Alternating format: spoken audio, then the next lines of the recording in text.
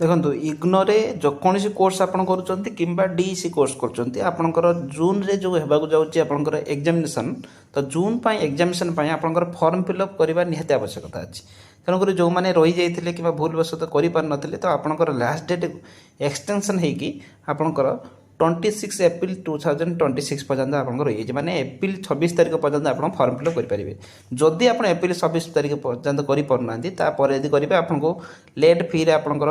आपको पेमेंट देवाक पड़ो देखो 1100 टका पेमेंट करा पड़ो फाइन तेणुक 26 एप्रिल भितर आप फॉर्म फिलअप करनी जदि आप फॉर्म फिलअप करूना ताने आप एग्जामिनेशन दे पारे तेणु एग्जामिनेशन आप मिस करेंगे आउ जदि आप भाव इनफर्मेशन पाइबा चाहते ना इग्नो ओडिशा अनिल सार टेलीग्राम ग्रुप रे जॉइन हो सर्च करके आउ टेलीग्राम जॉइन होगा सहित आप चैनल को सब्सक्राइब कर रखिए और जदि आप डीईसी कोर्स रे कि इग्नोर किसी नोट्स आवश्यकता अच्छी बजेट आवश्यकता अच्छी दि जाइए नंबर डिस्प्ले शो करुँच से व्हाट्सएप रे मेसेज करके आपको आम थ्रू सबकि धन्यवाद।